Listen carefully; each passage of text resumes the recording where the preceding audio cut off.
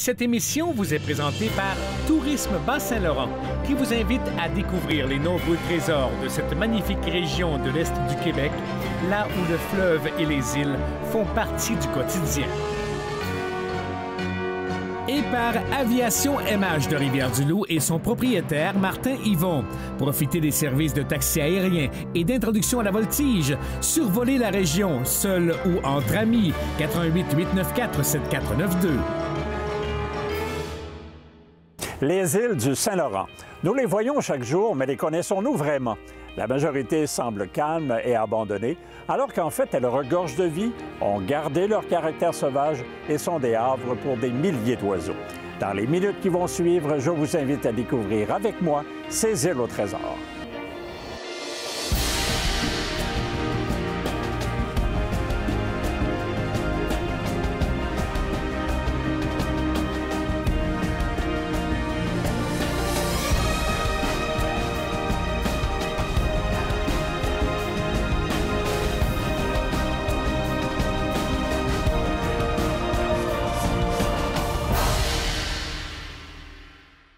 Ici Michel Hervé, bienvenue à cette émission des îles au trésor. Cette semaine, il sera question de l'île aux Basques avec Jean-Pierre Rioux, qui est le gardien de l'endroit depuis plus de 20 ans. Dans ce premier rendez-vous, nous tracerons l'histoire de l'île. Nos collaborateurs Mireille Poulain et Jean-David Viel seront aussi des nôtres pour nous présenter les sujets de leurs chroniques respectives.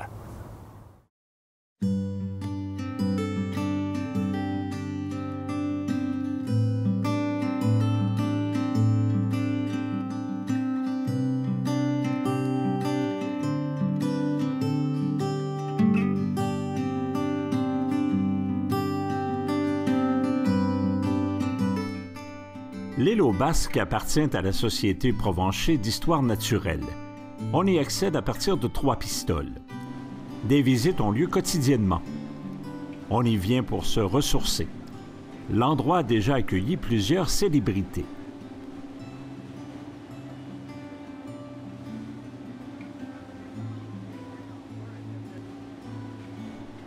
L'île aux Basques est riche en histoire.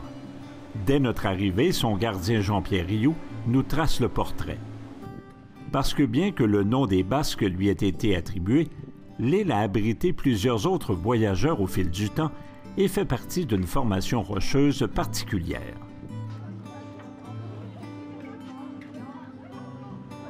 Bienvenue à l'île aux Basques. Alors, mon nom est Jean-Pierre Rioux, je suis gardien de l'île aux Basques.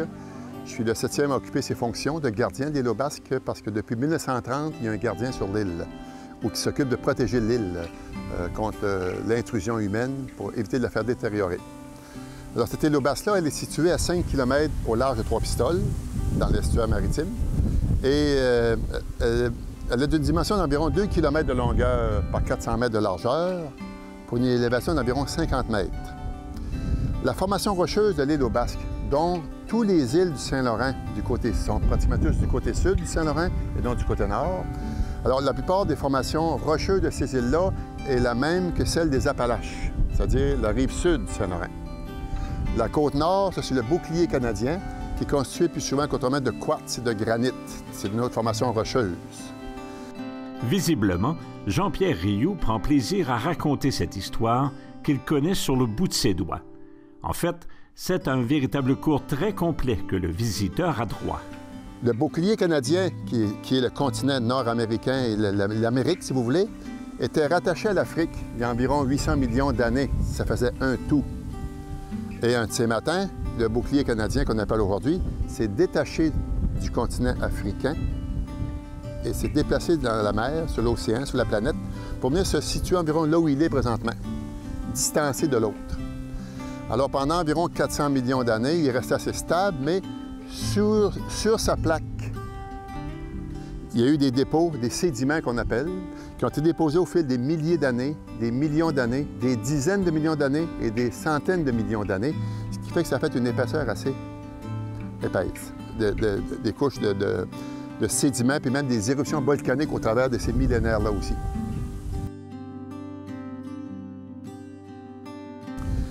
Un de ces matins, ces sédiments-là se sont solidifiés, sont devenus de la roche, sont devenus du schiste. Et Un de ces matins, le bouclier canadien a voulu retourner, s'est déplacé sur ses pas, mais avec ce qu'il y avait sur le dessus de sa plaque, le tout s'est comme relevé, plissé, et ça a constitué les montagnes, les Appalaches, et ça a constitué les îles du Saint-Laurent. Alors, c'est devenu ici l'île aux Basques. Les strates étaient couchées dans le fond de l'eau, puis ici, l'inclinaison de l'île est comme ça. Alors, comme un poulet sur une broche, l'île qui a 2 km, c'est comme fait virer sur elle-même et est restée inclinée vers le nord-est depuis environ 400 millions d'années. C'est resté stable. Avec cette mise en place-là, il y a eu aussi des périodes de glaciation et de déglaciation. Le poids des glaciers, ici, exemple, la dernière période glaciaire qu'il y a eu ici dans le Bas-Saint-Laurent, dans le territoire du Québec, c'est un glacier qui avait environ 2 km d'épaisseur, qui écrasait tout le territoire. Alors, qu'est-ce que ça a fait? Ça a façonné notre Québec, ça a façonné l'Amérique. Alors, le Saint-Laurent, il y a des basses terres, puis il y a des hautes terres. Il y a des parties de ce relèvement de pierres-là par la pression du bouclier canadien qui ont résisté au poids des glaciers et il y a eu des affaissements, dont le Saint-Laurent. Je suis Jean-David Viel, bienvenue aux Échos du Large.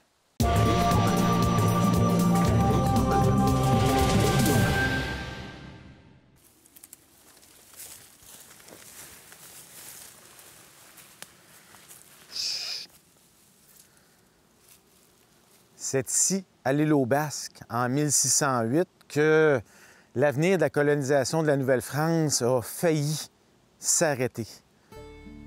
En fait, sur l'île aux Basques, elle porte bien son nom, il y avait des chasseurs de baleines, des Basques, qui sont établis ici depuis 1580. Ils viennent à chaque été chasser la baleine et ils ont noué des ententes de collaboration avec les Amérindiens du coin. En voyant arriver Champlain et ses navires, là, ils comprennent que peut-être qu'ils vont perdre de la liberté sur le territoire. Ils comprennent que le roi de France a peut-être vraiment décidé de s'établir et ça veut dire qu'eux seront chassés du territoire. Ils ne veulent pas perdre ce territoire de chasse-là parce que c'est très lucratif pour eux. Alors, pendant que Champlain est à Tadoussac, après sa traversée, prendre quelques jours pour remettre les pieds sur la terre ferme, prendre quelques jours pour construire des chaloupes pour aller jusqu'à Québec, prendre quelques jours afin de rameuter tout son monde et tout son matériel, bien, il y en a des Basques qui vont faire un tour à Tadoussac et qui élaborent un complot. Ce qu'ils veulent enfin, c'est qu'il n'y ait pas d'installation française dans le territoire. Ils vont convaincre quelques compagnons de Champlain, des compagnons, des apprentis, des charpentiers et autres, de tuer Champlain à partir du moment où l'habitation à Québec sera construite, afin qu'ils puissent en prendre possession et qu'ils puissent affermir leur présence sur le territoire. Donc, Champlain part vers Québec. Le 3 juillet, il va arriver et commencer à construire son habitation, fonder la ville de Québec, en fait, en 1608.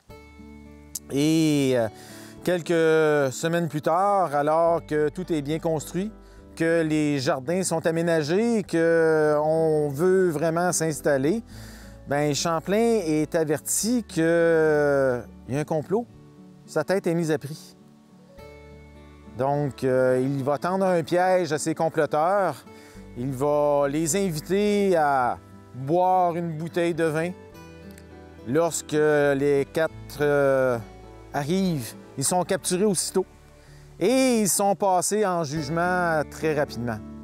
En fait, le meneur du groupe, dénommé Jean Duval, sera pendu, puis, selon les écrits de Champlain, étranglé. On se demande pourquoi. Par la suite, il sera décapité, sa tête sera mise sur une pique à l'entrée du fort pour bien montrer à tout le monde qu'il est sérieux, qu'on n'attendra pas à sa vie, que ce projet est très important pour lui. 3 autres compagnons seront envoyés en France. On laissera au roi la suite de leur jugement et de leur emprisonnement.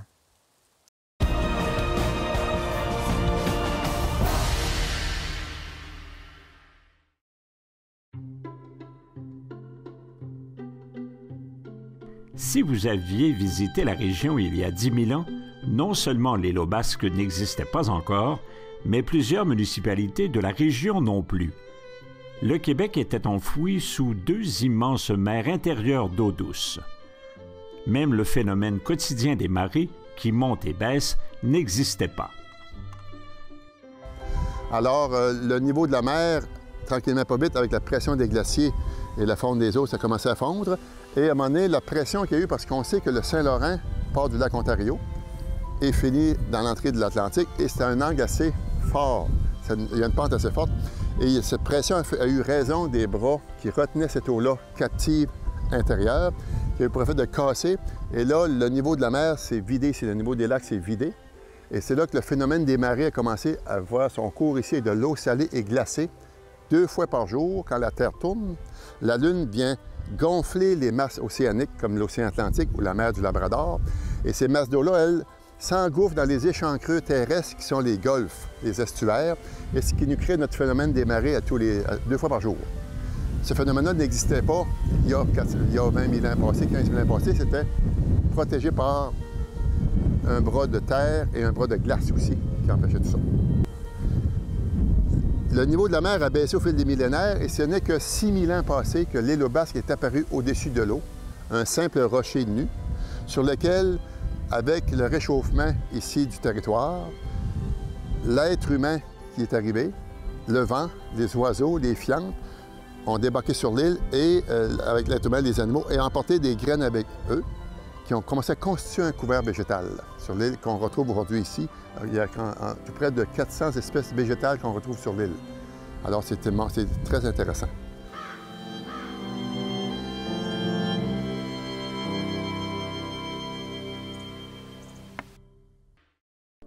Lorsque l'être humain a découvert ce rocher perdu au milieu du fleuve qui allait plus tard devenir l'île aux Basques, il a vite compris que l'endroit était situé à un emplacement stratégique pouvant donner lieu à des échanges commerciaux très fructueux. Il y a une communication avec l'être humain ici sur l'île. Il y a environ 30 000 ans passés, dépendamment de nos croyances, mais si on dit que l'être humain, tel qu'on le connaît aujourd'hui, il y a eu un ancêtre. De cet ancêtre qui a vu le jour sur le continent africain, s'est diffusé dans le continent africain, européen, asiatique, la Russie, l'Alaska, le détroit de Bering. Entre les deux, il y a environ 30 000 ans passés, ce détroit-là était asséché. Le niveau des mers était bas. Alors, l'être humain d'époque a transféré de la Russie jusqu'en Alaska, bientôt aussi le Grand Nord canadien. Et avec les centaines d'années, le niveau d'eau est revenu et sont devenus nos Inuits, nos Premières Nations. Alors, de 30 000 ans passés à l'entrée de l'Alaska, de génération en génération, ils se sont diffusés sur le continent. Au nord, les Inuits, à l'ouest, au sud, et sont traversés vers l'est aussi, où nous sommes ici. Ça a pris environ 20-25 000 ans à traverser, une vingtaine de mille ans d'années à transférer d'une génération à l'autre pour arriver sur nos côtes ici. Alors, quand ils sont arrivés ici, il y a environ 8 000 ans passés, 7-8 000 ans passés, le niveau de la mer était plus élevé, donc les rivages étaient plus éloignés. Le lac Témiscouata, les vallées qu'on a dans le Saint-Laurent, la vallée d'Amatapédia, la vallée du Témiscouata, était un cours d'eau, un territoire de transfert entre les tribus amérindiennes qui était énorme, par les circuits d'eau qu'il y avait là, d'eau douce, et le fleuve aussi. C'était des territoires parallèles. Alors, toutes ces tribus amérindiennes-là ont commencé à occuper le territoire, nomades, semi-nomades, dans l'est du Québec, plus nomades vers la fin des années 1500, au début des années 1500, vers Québec-Montréal. Beaucoup de tribus étaient installées. Les Malécites dans le coin de Kakuna, les Papinachois ici, vous avez les Micmacs en Gaspésie, les Escipites du côté nord, les Montagnais. Alors, vous avez toutes les tribus étaient bien identifiées dans chacun des secteurs, Rive-Nord, Rive-Sud, Québec, Montréal, les États-Unis, l'Ontario et l'Est du Québec, la baie James. Et pendant nombre d'années, ces tribus amérindiennes-là ont sillonné le territoire et ont pris contact entre eux pour faire des échanges commerciaux.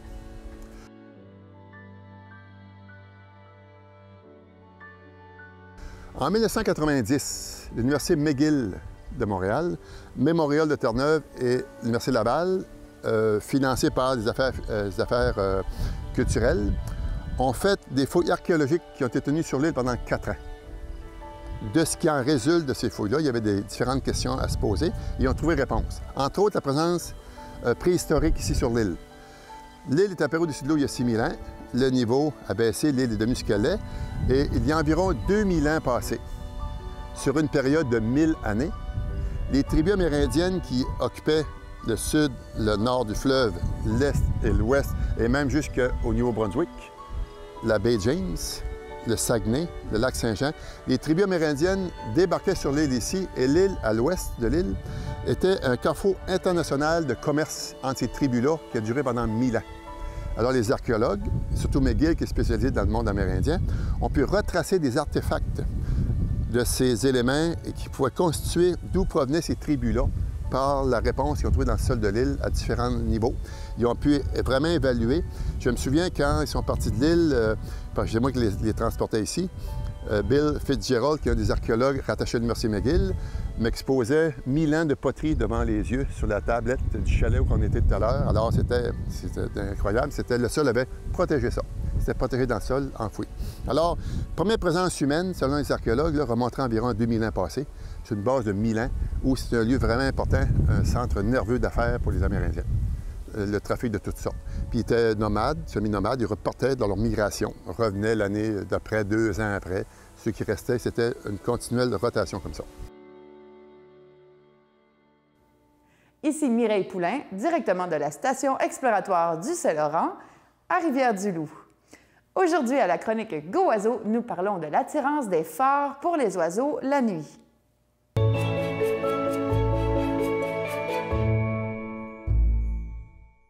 Plusieurs oiseaux migrent la nuit, particulièrement les petits, pour éviter d'être prédatés par les plus gros. Ils utilisent différents repères pour s'orienter la nuit. Par exemple, la Lune et les étoiles. Les lumières artificielles peuvent désorienter les oiseaux car ils vont vers celles-ci et peuvent carrément se fracasser contre une vitre ou tournent autour de la lumière jusqu'à épuisement. Les phares sont une lumière artificielle, donc ils peuvent attirer les oiseaux et comme ils sont situés près de la mer, ils peuvent aussi attirer les oiseaux marins. Il arrive alors de retrouver des oiseaux marins décédés au pied des phares. Lors de l'automatisation des phares, on en profite souvent pour rendre la lumière moins attirante pour les oiseaux, c'est-à-dire de les faire clignoter à un rythme qui va les attirer moins qu'une lumière stable, par exemple, ou une lumière qui ne clignoterait pas assez rapidement. En milieu terrestre, on retrouve aussi certaines lumières qui vont désorienter l'oiseau, comme celle des gratte-ciels, par exemple. Il existe certains programmes, par exemple à Toronto, où on demande d'éteindre le plus possible de lumière pour éviter les mortalités d'oiseaux en migration. Si, chez vous, vous voulez éviter les collisions d'oiseaux dans vos fenêtres pendant la nuit, assurez-vous de bien fermer vos rideaux. Et pour votre lumière extérieure, évitez le blanc franc comme celle des DEL, mais utilisez plutôt une lumière dans des tons de jaunâtre. En conclusion, la migration nocturne des oiseaux est assez périlleuse, alors faisons tout pour les aider en évitant les lumières qui vont les attirer.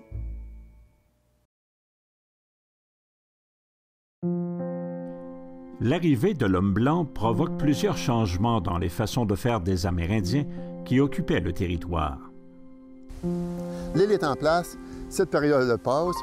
Vers les années 1500, notre préhistoire finit au Québec, notre histoire commence, et le trafic des fourrures ou entre eux se déplace à Tadoussac, à l'entrée du Saguenay. C'est là que la business continue, en bon français. Alors, tout le commerce entre eux se fait beaucoup plus dans la baie de Tadoussac qu'ici, à partir de 1500. L'homme blanc arrive sur les côtes aussi.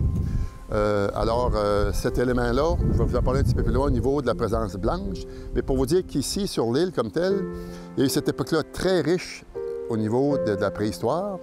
Il y a eu la présence basque, on va vous parler tout à l'heure, des années 1500. Il y a aussi eu la présence de Jean Rioux. Il s'est installé ici en 1697 comme seigneur. Il développait sa seigneurie. Il gardait l'île comme étant un lieu pour la paissance de ses troupeaux d'agneaux. Il n'y avait pas de prédateurs, donc il y a un lac d'eau douce sur l'île. Il les amenait ici au printemps et il reprenait à l'automne. Il était vivant, puis il broutait tout ce qu'il y avait de mauvaises herbes, puis il était en sécurité. Et ensuite, il y a eu la période de la Société Provencher d'histoire naturelle du Canada, qui, elle, depuis 1929, est propriétaire des lieux. Alors, quand on parle de la Société Provencher, l'occupation actuelle depuis 1929, cette société-là a vu jour en 1919 à Québec. rattachés à l'Université Laval, religieux et laïcs, étaient des gens qui tournaient autour de cette mise en place de cette société-là. Ces gens-là avaient un chalet ici à la Grève, et c'est de la famille de David Alexis Derry, le grand-père de Gaston Derry que vous avez croisé, l'île aux Pommes, à qui a appartenu l'île, et le père de Stanislas Derry aussi, à une certaine époque, le père de Gaston. Alors, David Alexis Derry, avec un groupe de personnes de la Ville de Québec, ont dit, au début de 1900, il faut absolument sensibiliser les gens dans la province qui sont en train de détruire tout ce qui est de patrimoine animal. On tue 12 mois par année les bêtes, on détruit. Et si on ne fait pas attention, on va s'en aller vers une déroute qui va être terrible. Alors, il y avait déjà un esprit avant-gardiste au niveau de l'environnement qui n'existait pas comme mot à l'époque. Tous ces gens se sont réunis pour trouver une solution à ce problème. Encore fallait-il identifier les coupables. Ils utilisent les curés, les chaires à l'église le dimanche. Les curés, ils sont capables de viser qui est braconnier dans la salle et puis commencent à dire aux gens d'arrêter de détruire partout, de façon à protéger ce patrimoine qu'on a ici, là, que ce soit floristique ou animal dans la province de Québec.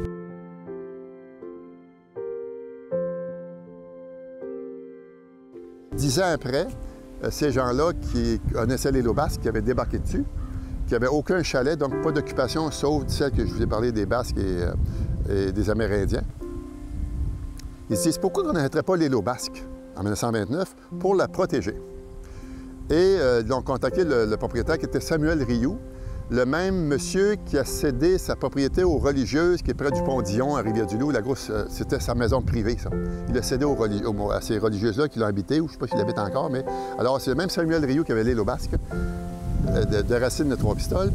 Et il a vendu l'île à ces gens-là 2500 $ en 1929, le 24 juin, en pleine période de crise économique. Alors ces gens-là l'ont acheté, ils ont couru de l'argent partout, et le drôle de ça, c'est que l'argent était très rare, c'était de la grosse argent pour l'époque, et cet argent-là servait pour protéger les insectes, les oiseaux, les fleurs, pour les générations futures que nous sommes aujourd'hui et qu'on a la chance de profiter. Et il n'y a personne qui peut, demain matin, l'acheter, peut dire « tassez-vous, je vous prends, puis tout le monde sort dehors ». Alors, la beauté de l'île, c'est que tout le monde de la province de Québec ou d'ailleurs peuvent venir faire des visites guidées sur l'île ou séjourner sur l'île et en profiter et la découvrir comme ces gens-là, au début des années 1929, avaient comme vision, c'est-à-dire la voir pratiquement comme elle est à son état naturel.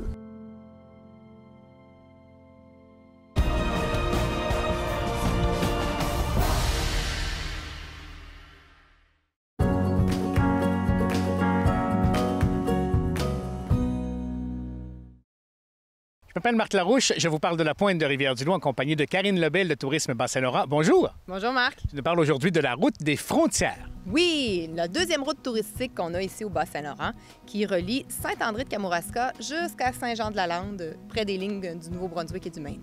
Pourquoi on l'appelle la route des frontières?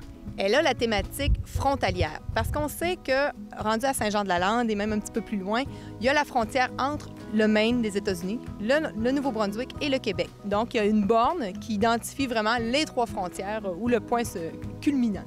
Et c'est une route où on retrouve plusieurs attraits. Oui, effectivement. Donc, tout ce qui parle de postes frontaliers, la vieille gare, il y a plusieurs gares aussi dans le secteur. Donc, tout ça, c'est relié vraiment sur une carte. Et tous les municipalités qui sont liées ont des activités frontalières en lien avec l'histoire aussi, tout ça. Donc, toutes des activités qu'on vous pouvez retrouver sur leur site Internet.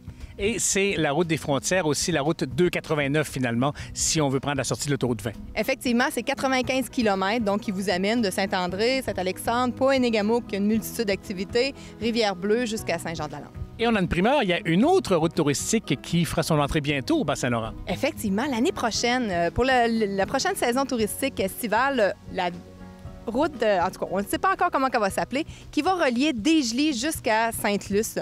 Donc, c'est la 295 et la 232 qui va avoir une route touristique signalisée.